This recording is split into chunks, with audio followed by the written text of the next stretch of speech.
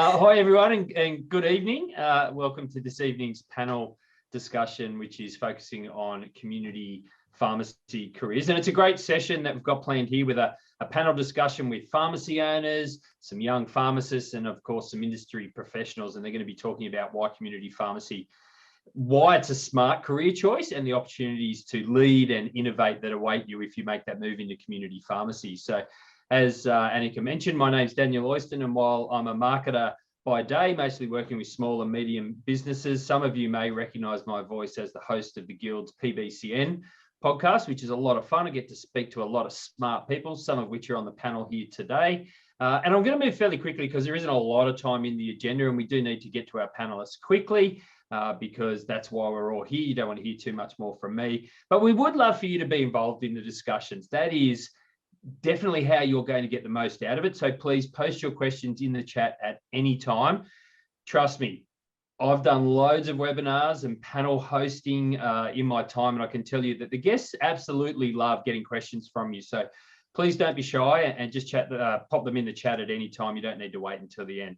As I mentioned, we're on a tight time frame and we need to be respectful of people's time. So if you have a question, we can't get to it in the end in the time frame, I promise I'll get it to the right people on the panel and connect you on email and make sure that we get an answer for you. So without further ado, let's introduce our panelists now. And what I'll do, panelists, is I'll pass to each of you just to spend a minute or so sort of introducing yourself. Just tell us your name and what you do for a day job. Tell us a little bit about yourself. Let's start with you, Brad. Oh, sorry, Brad's not here. Luke. No worries, guys. Hi, how are you? Luke Van Dyke, community pharmacist in South City Pharmacy in Wagga Wagga. We won Pharmacist of the Year in 2018. I've been an owner, probably this is coming into my 9th year now, and absolutely love working in community pharmacy and owning a pharmacy.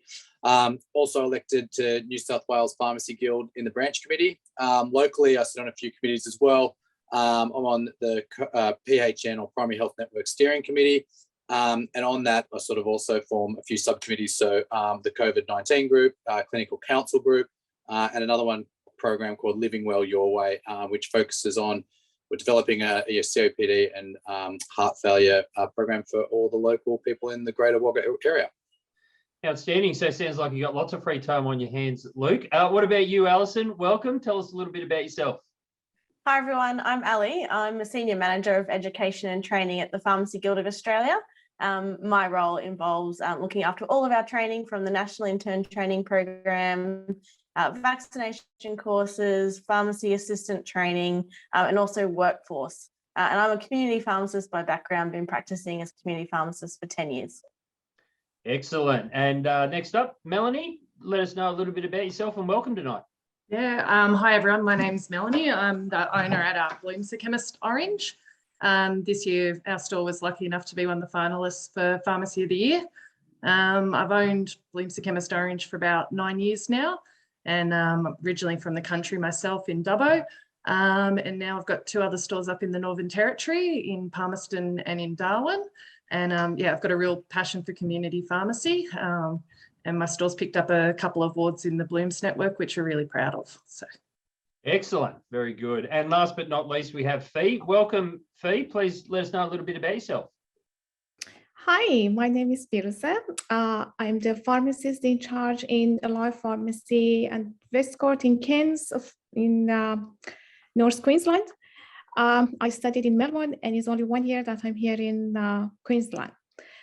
So I I'm the winner of Intern of the Year 2021. And yeah, I'm very happy and thank you for having me tonight. Excellent. Lots of award winners, which always makes me excited. So the first question I've got is, what attracted you to community pharmacy, and a little bit about what you see as having changed over the time that you've spent in community pharmacy. Let's stay with you, Fee. What attracted you to community pharmacy, and what have you seen change over the years? Okay, what attracts me to the community pharmacy is I always wanted to be a pharmacist. I tried to do other jobs. I started with agriculture. I have a bachelor of agriculture as well, but it didn't make me happy. So I started studying pharmacy in late my 20s. And it's it was the only thing that makes me happy. What makes me happy about pharmacy is there is no 2 days that is same. You have challenges every day, you have new things every day, and every day is learning for me. I started working in pharmacy when I was first year pharmacy student, so now it's 5 years, including my student year and internship. And I'm learning a lot. I'm still in my early years of career, so I can't really answer to next part of your question that how it changes over the years. But yeah, I think that as a pharmacist, you can do a lot. Whatever you like, you can continue on your interest in the pharmacy as well. It's whether it's vaccination or home review medication, you can do a lot when you're a pharmacist, and that's what makes me happy. And yeah, I'm doing this job. Excellent, no problem. What about you, Luke? You've got your, for want of a better phrase, fingers in a lot of pies there over in Wagga and committees and helping and things like that. What attracted you to community pharmacy in the early days, and how has it changed over the years for you? What have you seen change? Yeah, look, I'll be honest, I fell into community pharmacy. I wouldn't necessarily say I was attracted to it. So probably like a lot of people, I got into pharmacy as a stepping stone for medicine. My father was a doctor and thought, well, that's just naturally the path I'll take. But then I figured out I really did like community pharmacy. I love the dynamics of it. And I really felt that I could help my local community. So that was something that attracted me as well. The other great thing as a young pharmacist is you can literally put your finger on a map and travel wherever you want and get work. So I worked up on the Central Coast, a few beaches. I worked in Sydney. I managed the pharmacy up in Thredbo on the ski resort for a season. And then the opportunity came up to get into business. So it was really a natural progression for me. In the years I've been involved, the changes that I've seen is just the responsibility we have. Like, every second person that comes in now really wants to see the pharmacist and values their advice, which that's something that's really changed since I've been here as well. The responsibility we've had. So, it started out that we weren't even doing flu vaccines in the 9 years I've been involved, and now it's progressed all the way up to COVID and, the great stuff that Brad and everyone else does. And the skies are really the possibility on what we can be doing in the future. Seen a big growth in professional services since I've been involved, and that sort of shaping of that, and then the high amount of specialty drugs we're doing now. Like when we started, there wasn't a lot of specialty drugs, all went through hospitals or something similar to that, and now they've sort of been entrusted to be run through the community. So it's a really, like Fee said, no 2 days are the same and no two patients are the same. You get a really broad learning and opportunity as being community pharmacist. Excellent. I love that comment around being able to put your finger anywhere on the map and travel there as a pharmacist. So as we move over to you, Melanie, we know you're in Orange and we know that you have pharmacy interests in the Northern Territory as well. It'd be great in your answer to let us know what, if you've moved around at all. Did it start in Orange? Did you progress through to Orange? But ultimately, what attracted you to community pharmacy and what sort of changes you've seen? Yeah, look, I mean, I was born and bred in Dubbo, and then what brought me to Orange was the fact that there was a uni here. And before that, I suppose I decided to do pharmacy, and there was a guy in my town and I used to coach his daughters in netball, and he was a local community pharmacist and did some work experience there and was just overwhelmed by the respect people had for him and the way that he was able to help. And I really, really love business. And so it was the perfect match for me, business and pharmacy. So I decided pretty early on that I was going to buy a pharmacy, and that was where I wanted to put my passion. And I haven't moved around because I really love what I do here in Orange, and you can see all the changes you can bring each year to the business. And I think, like, it sounds like Luke and I have been owners for about the same amount of time. And I think back to 9 years ago, and we only had so much less medications. Now we've got a plethora of medications, and you're always learning new things. And with the health services and the roles there, I'm just finding that, makes the role, keeps it fresh, keeps it challenging. And I think it's only going to expand. Excellent. I think one of the key points that you're all putting through here is that no 2 days are the same. So anybody who thinks that they might be considering moving into community pharmacy, it's not. You're a community pharmacist, you just do these 3 or 4 things each day, and it's the same thing every day, Groundhog Day.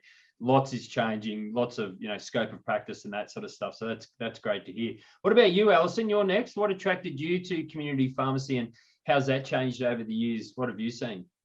Yeah, well, going into my degree, I knew I wanted to be a pharmacist. I loved health and I liked helping people, but by the end of my degree, I'm a bit like Luke.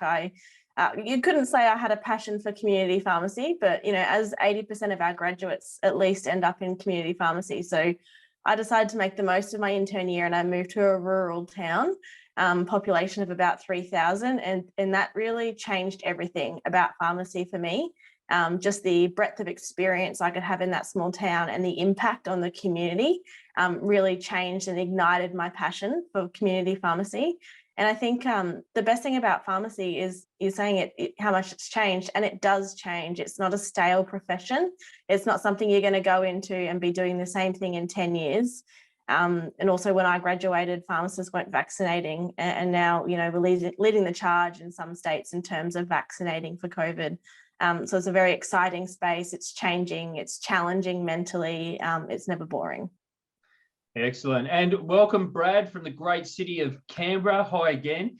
We missed the intros for you, so I'll sort of bundle this up if it's okay. If you could just spend a minute just telling us a little bit about yourself, what pharmacy you're involved with. I know you've got a couple of community programs and things like that running, so feel free to fill us in. And then just back end, what attracted you to community pharmacy and what sort of changes you've seen over the last sort of 5 to 10 years?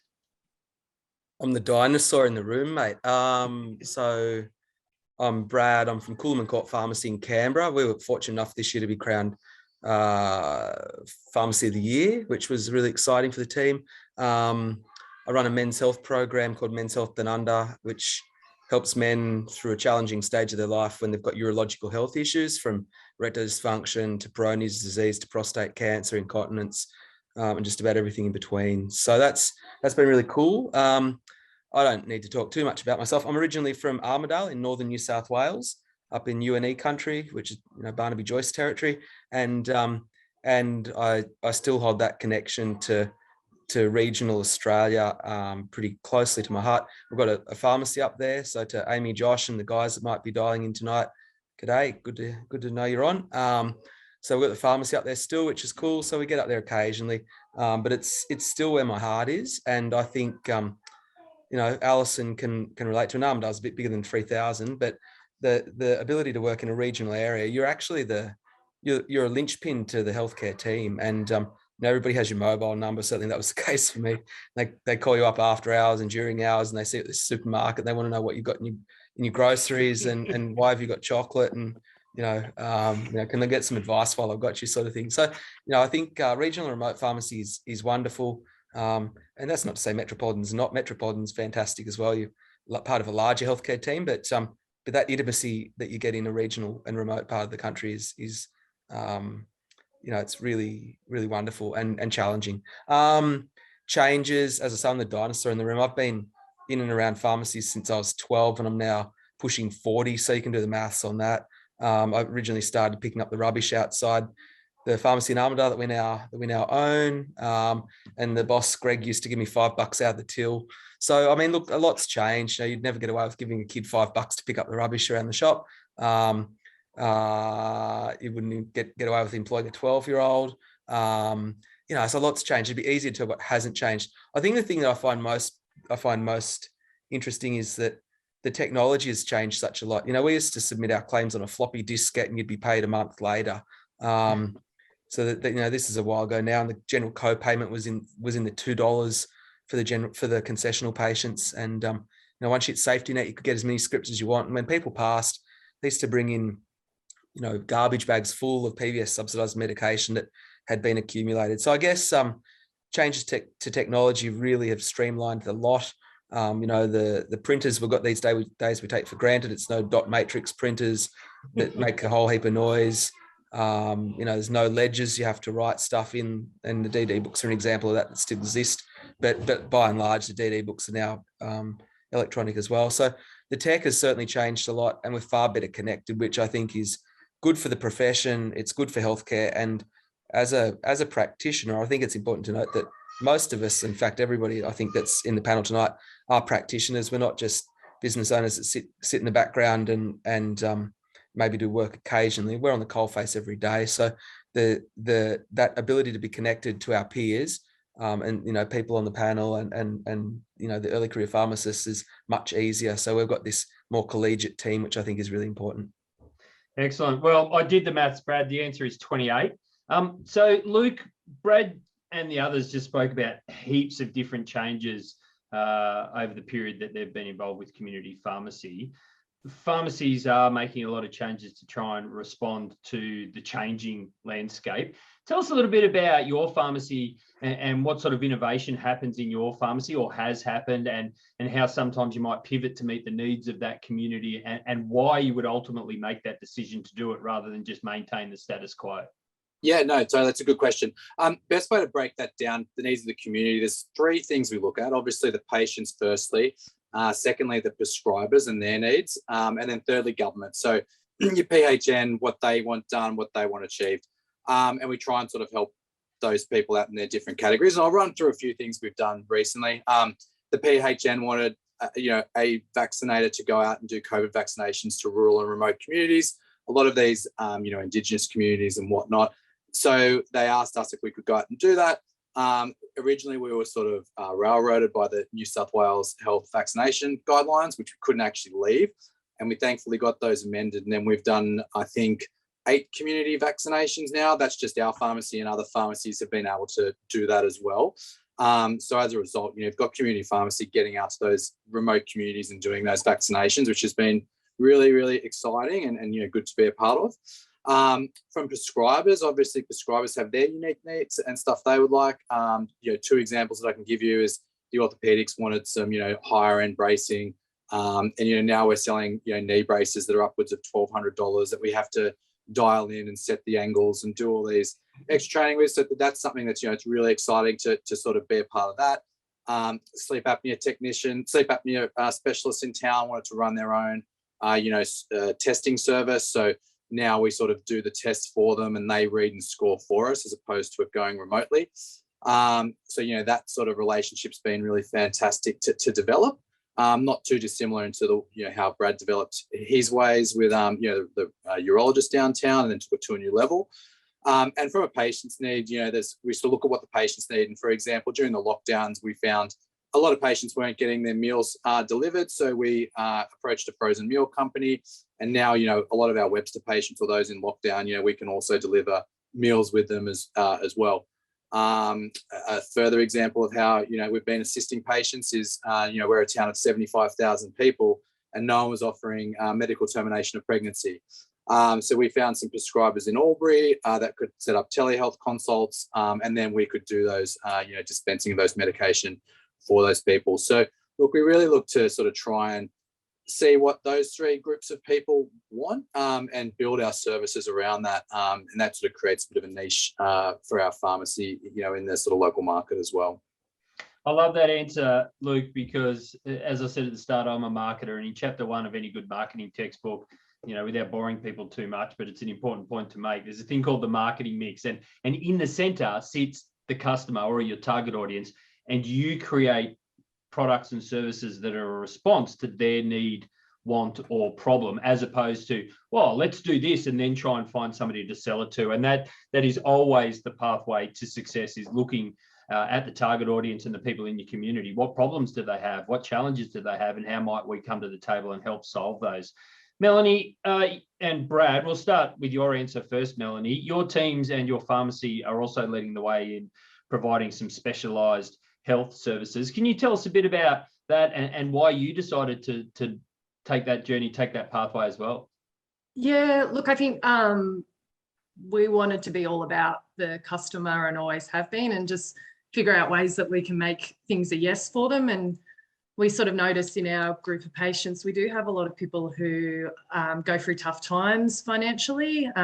Also, other people who really do have limited access to healthcare, whether that just be because the demand, to see a doctor, like the wait times can be quite long compared to the amount that are available. But when we sort of put all those things together and considered that, we really decided to expand our delivery services to, during COVID, we went to 7 days a week on deliveries. We went out of town for deliveries. We started to introduce technology into that. And I think that really helped cater to that need in the market. And it actually, we sort of thought, after COVID, that'll dip and die away, but it's just gone from strength to strength. I think the other big thing we're really passionate about is Aboriginal health. We're noticing we do a lot of Webster packs, and we noticed we would initiate people onto therapy and it would drop away quite quickly with some financial barriers if a medication was introduced that wasn't subsidised. So we started to subsidise certain medications and get into an arrangement with the Aboriginal Medical Centre where we could report back to them on any compliance misses and sort of really try and make that reduce those barriers to people continuing on with that service. And that tied in really well with what we were doing with home deliveries and what we already were doing with Webster packing. So I think those are some key areas that we just want to keep investing further in, and then also looking at the piece of all the aged care at home, because the population is aging and not everyone's going to want to do their last years or final years in a nursing home. They're going to want to be in their familiar environment, and how do we get pharmacy more involved in that side of the things too? So yeah, that's where we're at.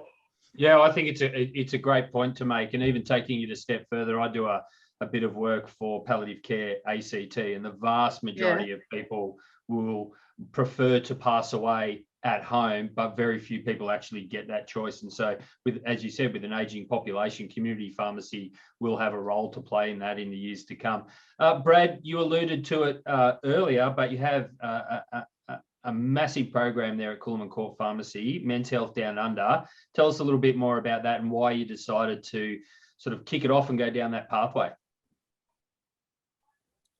I mean, I guess what I say, necessity is it sort of drives you to do things, I suppose. And most people probably heard the story, Daniel, but one of my regulars turned up a diabetic. He'd had his prostate removed. He needed a penis pump, and came in just asking if I could get him one. I laughed at him and I said, pull the other one. And he said, no, I'm serious. So we had a chat, and that was 10 years ago. So now Men's Health Down Under is the Australian sponsor of, close to, I think it might be nearly 10 products on the ARTG, the Australian Therapeutic Goods Register for medical devices. So we're importing medical devices from Germany, the US, Spain, Portugal, all over the place, which is kind of cool, and certainly not what they teach you at uni. And medical devices it's a different world. It's like getting a medicine registered.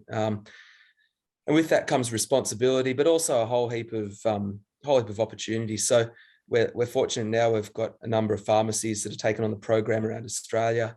The only capital city we haven't got a pharmacy now, they're delivering services or about to deliver services, is Darwin. So if you're in Darwin, send us a DM.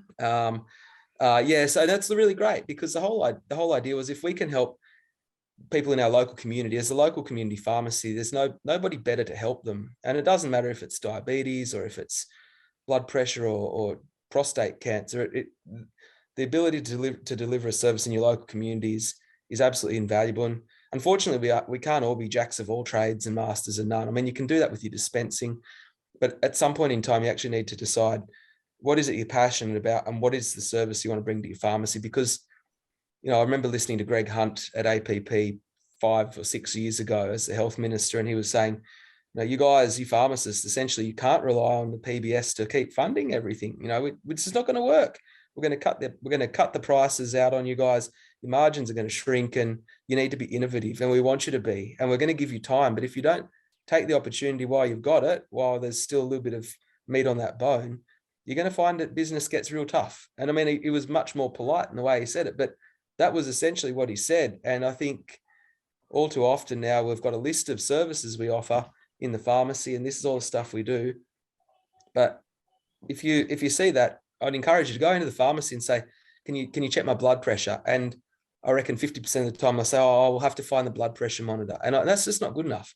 They'll advertise they do cholesterol check. Oh, okay, can you do my cholesterol? We haven't got this or we haven't got that. You come back another time. You think, no, that's not right. So I think my point would be, if you're passionate about something, then go for it and do it well. and maybe just offer a small selected number of services that you do really well, and give that to your local community, and don't be afraid to charge them for it. Make it a really good service, wrap it all up and package it so that people are happy to buy it. And I mean, yeah, we do the men's health stuff, and that's great. And to Luke's point before about you can go anywhere on the map. Next year, I'm taking 6 months off work, and we're going to be traveling around Australia doing exactly that. So I think we've got 100 locations identified as places we're going to stop and deliver services for men's health, which is awesome. So so you can do that with as a pharmacist, or as a vaccinator, as a HMR, or somebody who's passionate. But you can do other services, and even just doing stuff you're doing better already, like opioid replacements are, we're very transactional in that space, but with a little bit of passion and care for those patients, you can do a whole lot more and really engage with them and their prescribers. And we know they're a vulnerable subset of our community, and doesn't take much to engage with them and make sure that they're better looked after. And so we're working on that, and some heart health stuff with people who've had an MI or CVA, and that's rewarding stuff as well. So it's about picking the eyes out of what you enjoy doing and doing more of it. If you don't enjoy doing mental health work, and your pharmacy is making you do it, then you need to then say something and try and find a service that you are passionate about.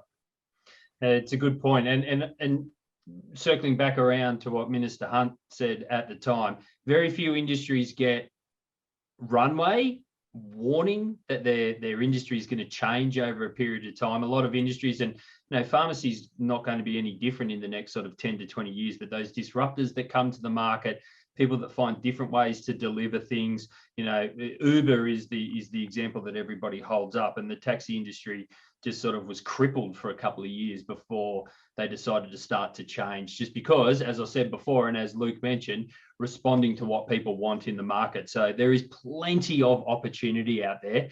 Ali, let's move to you. You oversee the Guild National Intern Program. What's your advice around when students should start thinking beyond finishing their degree around their intern year? And what sorts of tips can you provide to students about finding an internship? Because ultimately we want it to be a rewarding experience, not just a tick and flick exercise because it's something that we have to do. Yeah, I think anytime from second year, really, once you've got your base of first year settled in a bit. And I think the best way to do that is utilise university's placements that you have to do as part of the degree. Instead of saying, oh, now I've got to go to this pharmacy and do a placement, and, I've chosen one that's a 50-metre walk from home because it's quick and convenient. Find the pharmacies, find Brad's pharmacy, find Luke's pharmacy, find everyone's pharmacy like that, and, investigate, see what services they are offering, and start to get a handle on different services that pharmacies offer that you're interested in.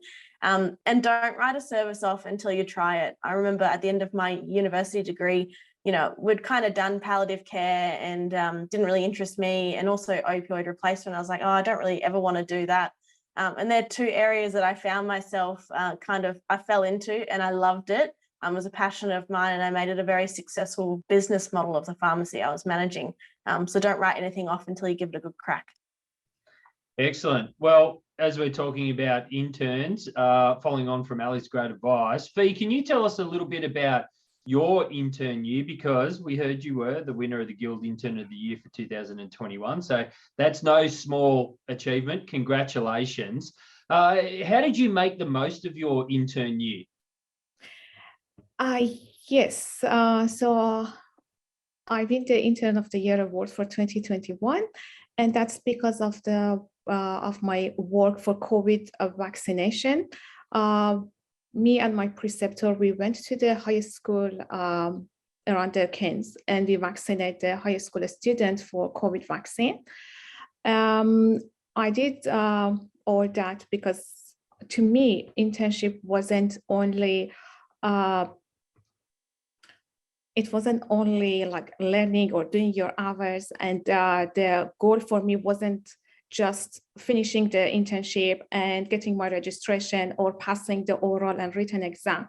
For me, the goal was to learn more and to do something big. For me, I always wanted to do something that when later on I look at my intern year, I just feel good and feel like I did something like big. And this year is just like learning year for you. And unfortunately, it's only 1 year because I really enjoyed it. I learned a lot. So yes, my advice is don't just think don't just think about passing the oral exam or written exam or doing the guild assignment or whatever PSA, whatever assignment, and just finish that time. Just treasure that time. This is the time that is not going to happen again. And just follow whatever you want. It is really good timing for interns because you have a pharmacist always with you to guide you, to give you advice, and to just show you everything. So it is really good time for you to know what you want to do and expanding your interest. So yes, I also went to homeless shelter to administer the COVID vaccine, and it was mostly like indigenous community, and I was really happy for that work as well, because what I find out in that shelter was lack of education. Most of the education about COVID vaccine or COVID in general was coming from like word of mouth. That wasn't really correct or true. So we just provide education to them as well. I was talking to them about the COVID vaccine, about so many like not true side effects that they had in their mind. That is why they refused to have the vaccine. So I was very happy about that as well, because we didn't only vaccinate them, we educate them as well.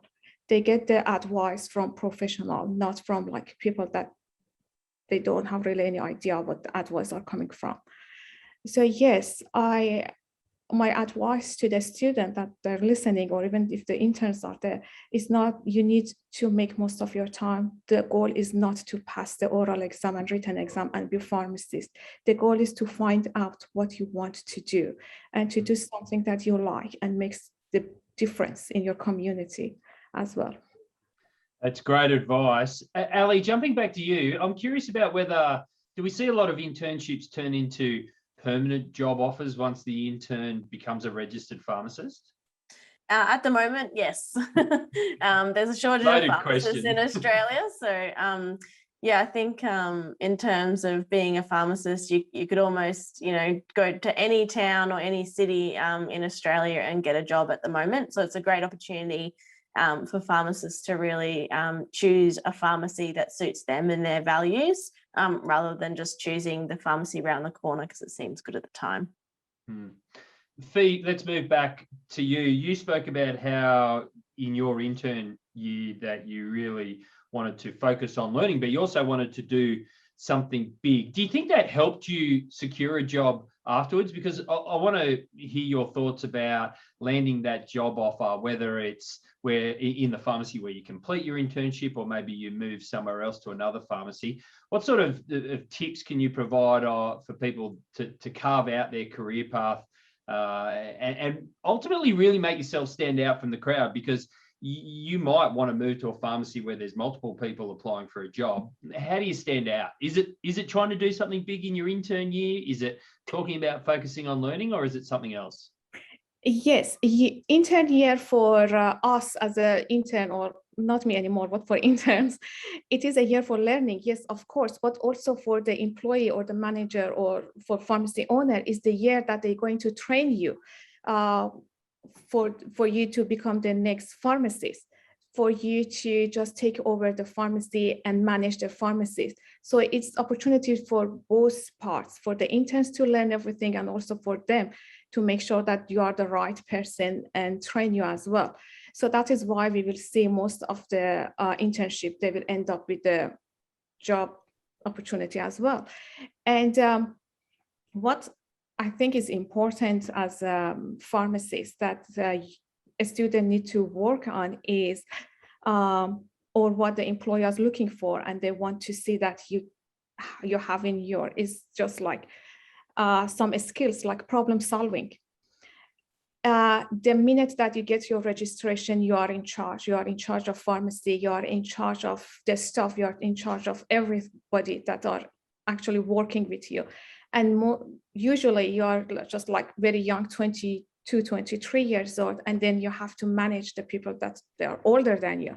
So management is the skill that you need to learn during your student year, if you're working in the pharmacy, or during your internship, mostly in internship as well. So the employer wants to know that you can manage the shop. They're not going to put you in charge if they know that you don't have that skills. I remember once one of my bosses told me that my pharmacy is just like my Ferrari. I'm not going to give it to you unless I know that you are a good driver, which was really true. And I think that it is the case. So also decision making. You need to make the decision. And believe me, it's like every day that you have to make decision, not easy one, the difficult one, that is basically based on worse and the bad. You have to make the decision between bad and worse.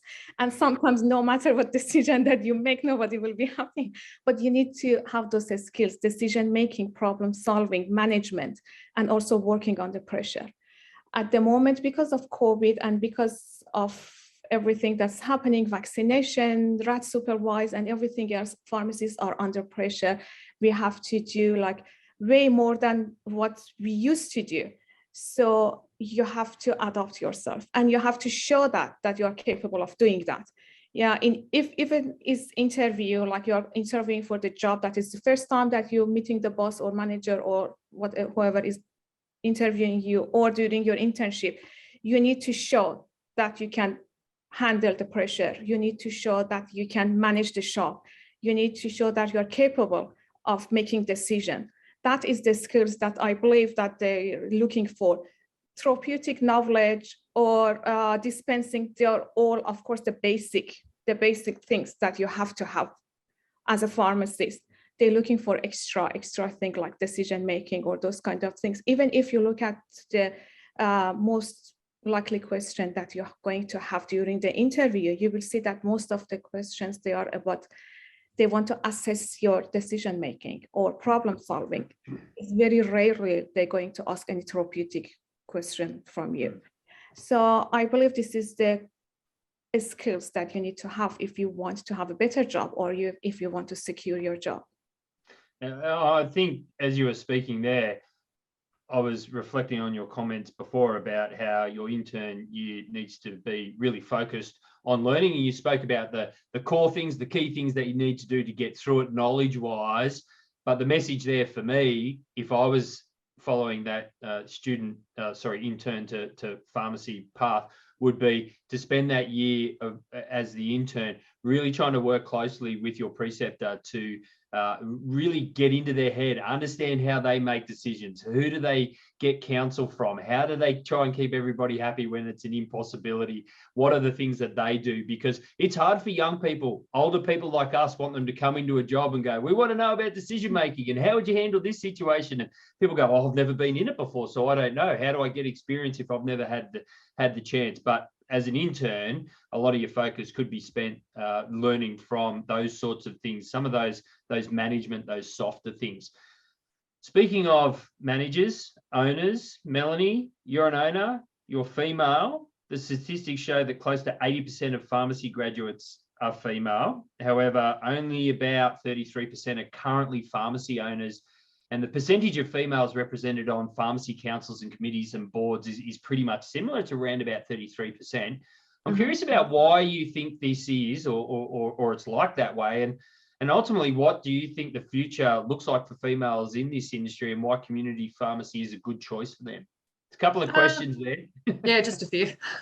I think like it's going to continue to be a largely female represented career. I think it plays really well to our empathetic nature and our caring nature. And as we see, you know, I was inspired by many female pharmacists in my journey. And, you know, we hope that, like, I hope for myself with my staff and the students that I can inspire them and put them into good positions to own a business if they do one day. I've got one of my pharmacists running my store up in Darwin at the moment.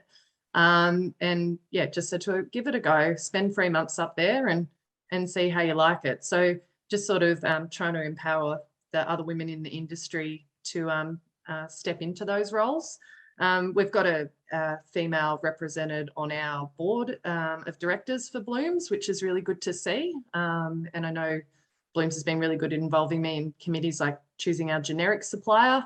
And I think as females, if we get the opportunity to do these things, we should just say yes and do it. Like coming on this panel tonight, you know, nervous speaking to different people, but if you put yourself out there and you just say yes, it's going to just give you more experience and expose you to more people in the industry who can help you, and maybe you can even help them out. Yeah.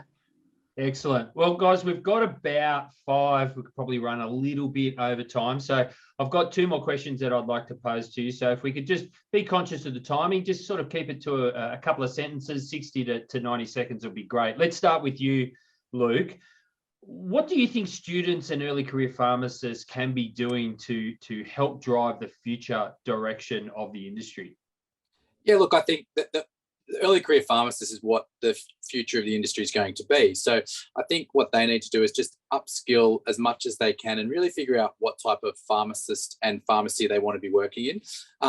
For example, if an early career pharmacist came to me and said, look, I really love COPD and I'd love to develop a program around COPD, I'd jump at that and say, fantastic, let's just work around that. And I don't know too many other pharmacists that wouldn't support that as well as owners. Not saying it has to, but that's really like, I guess, upskill and sort of try and figure out what you want and initiate that change is what I'd be recommending. And what about you, Brad? What can they do to be driving the future of the industry? I was zoned out, Daniel. I was just replying to a question on the chat, mate. Do you want to hit me with the question again? Yeah. So the question is, well, it sounds as though you're doing my job while I was listening to Luke. So the question is, what can students and early career pharmacists what can they be doing to help drive the future of the industry? What should they be focusing on? Oh, just being attentive but I mean, it's all well and good. We sit here and we do some cool stuff, and Luke's doing cool stuff, and Melanie's doing cool stuff, and we're talking about doing vaccinations off-site and traveling around the country, having fun times. At the end of the day, you're going to have to do some hard work. And we see the students turn up and they want to have a look at a bit of men's health and they want to have a look at the cool stuff you do. But the reality is that 60%, 70% of our business is just the script that walks in the door, and it will always be that way. So I guess you've got to be realistic with your expectations and understand that will always be the pharmacy's primary focus is going to be doing the scripts and doing them well, because I think we can be transactional, but have a think about how you can be less transactional. And you can do a meds check, of course, but it could just be a bit more of a chat on the fly and just checking with the patient. I can see you've had them all before, but I see you're on Viagra.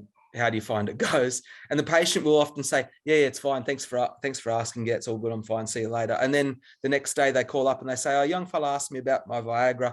I wouldn't mind having a chat with him. I think his name was Ash, and and they come back. So I think be realistic in your expectations, but have an inquisitive brain. An inquisitive brain goes a long way. And Alison was saying before that pharmacists, there's a pharmacist shortage in Australia. And let me tell you, there's an even greater shortage of good pharmacists in Australia. And the good ones are not necessarily the A students. They could be the ones that have got an inquisitive brain that are simply happy to talk to patients and learn by osmosis. That's I failed my intern oral exam, and I'm proud to say that. And you don't need to be the brightest spark in the box. You can be intelligent and clever and have street smarts and be a far more valuable employee than the person who finds it difficult to talk to patients.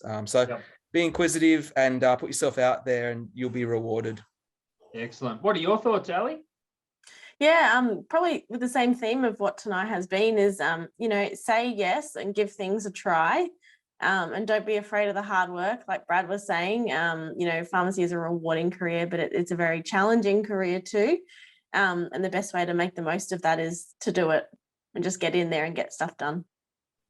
And what about you, Fee? What are your thoughts on what students can be and early career pharmacists can be doing to help drive the industry? Yeah, very similar to what everybody else said. Of course, you need to just focus on the everyday tasks and being a good pharmacist. Yeah, very similar to what everybody else thinks. Excellent. And finally, Melanie, your thoughts? My thoughts are get in there and introduce yourself to patients really early on and start to develop that relationship, because you'll learn a lot from that. They'll give you more, and you'll also get more reward out of your day-to-day work. And tell them you're an intern, tell them you're a student, and they'll be there to support you. They'll ask you how your exams are going, and they'll share more with you. And then when you're a student or an intern and you're working around other pharmacists, ask them why they answered something a certain way, or why they like that product, or how they handled it. And know that you can do that without the pressure of having been that person, and you can just learn off the situation. Excellent. Well, that pretty much wraps up the questions. For those that are logged in, the delegates, the students, the early career pharmacists, I think a couple of the key takeaways for me listening to the team here on the panel is that there's a lot of change in the industry. There's always going to be more to come. That's just the society that we live in. So no 2 days are going to be the same. It's not boring. There's lots of different things that you can be focusing on. But as Brad and some of the others backed up, you still have your core role that you need to fulfill. But I also think one of the key things to take away here is that those people here on the panel who are owners, you're going to be going into a business, a community pharmacy that is owned by somebody in the community who are really, really open to new ideas. They want to hear your thoughts. They want to see the fresh ideas that you have. I do a couple of other podcasts for people, and somebody made a really good comment the other day. A guy started as the new chief commercial officer for the Australian Rugby Union, and a sponsor said to him, there is nothing like the purity of first sight. So when you first walk into a new job, you might be able to see some things that people that have been working in there for a long time just can't see. And so asking those questions, coming up with ideas, do not be shy, because ultimately these guys in the community that own pharmacies, it is a business, and they want that business to do well because it's good for the community and it's good for their business. So Fee, Brad, Luke, Ali, and Melanie, on behalf of the delegates, NAPSA, and of course the Guild, thanks so much for joining us. I know it's the evening. We've got kids to look after. Some of them have joined us on the discussion. But the discussions have all been great, really insightful, some great answers. So thank you again. And delegates, the Guild has some great resources to help support your early career progression. So first off, there's internpharmacist.com.au, and of course the Guild website, guild.org.au. Just jump on there and search for ECP for further information. Thank you again, and I assume many of you will be staying for our next session. But as you sit at your desks or your phones or your laptops, just give a little bit of a silent clap for all of the panelists tonight. Thanks again, guys. Guys, lots of little claps and waves. That's good. All right. I'll end it there. Thanks, guys. Bye.